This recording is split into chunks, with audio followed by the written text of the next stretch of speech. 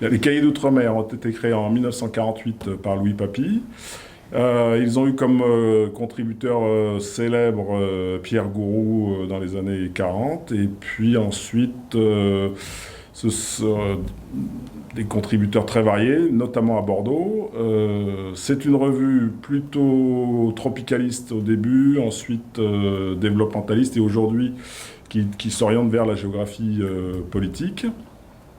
Son soubassement institutionnel, c'est une revue qui est soutenue par le laboratoire LAM, donc les Afriques dans le monde, et par les presses universitaires de Bordeaux, financièrement, humainement, etc. Et dans l'équipe de direction, on est deux de l'UBM, donc de l'Université Bordeaux-Montaigne, et Anthony de l'Université de Bordeaux.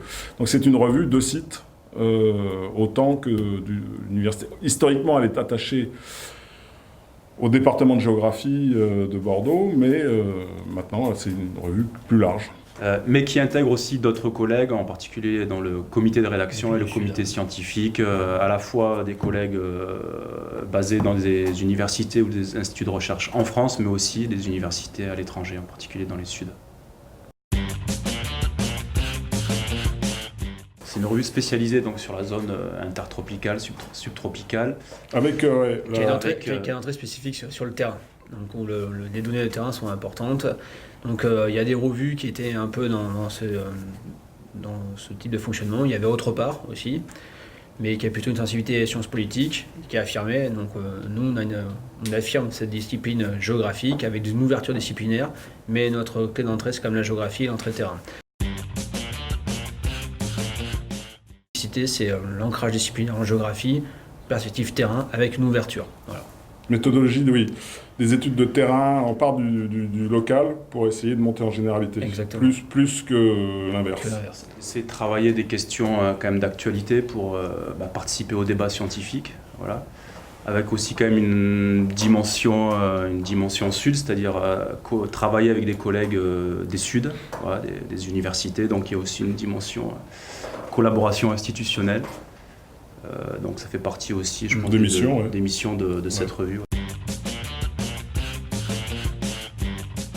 La sensibilité initiale, elle était très tropicaliste. Ensuite, on a glissé vers le développementaliste, etc.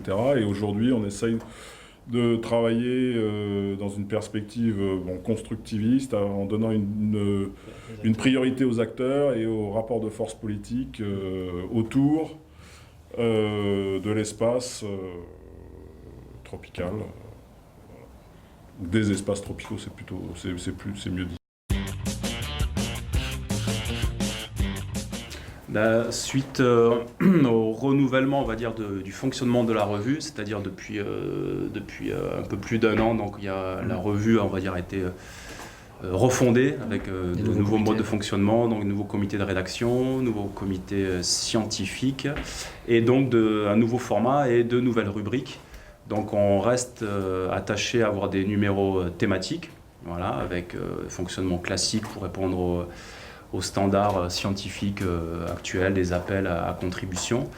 Et puis des nouvelles rubriques qui essaient de faire vivre un peu des questions d'actualité, donc comme a vu, comme on parle, Dîner de com, Atlas de com. Le but du jeu, c'est d'offrir aussi une tribune avec une écriture un peu plus libre sur des questions d'actualité, soit en lien avec l'actualité académique, donc éclairer les questions de concours du secondaire, soit en lien avec l'actualité scientifique. Le dîner de com, c'est un peu particulier parce que c'est une rubrique qui a pour but justement d'éclairer à l'alimentation à travers des questionnements politiques, économiques et sociologiques. Par exemple, il y avait un dîner de com sur la question de la consommation de viande bovine en Inde dans le prochain numéro, sur Prié au Sud. Donc le but, c'est toujours être à l'intersection de questions économiques, sociologiques et politiques. Et dans Comme a vu, on essaye d'être au plus près, de suivre un peu l'actualité cinématographique ou des expositions en lien avec le Sud ou les tropiques. Voilà. Un dossier en cours sur Prié au Sud qui va bientôt paraître, un autre numéro sur la géopolitique du riz, en lien avec des questions d'autosuffisance alimentaire, un autre numéro sur l'éducation en Asie, donc éduquer en Asie, un prochain numéro sur les industries culturelles et créatives au sud, et un autre numéro sur Haïti et les mondes Caraïbes insulaires mais aussi continentaux.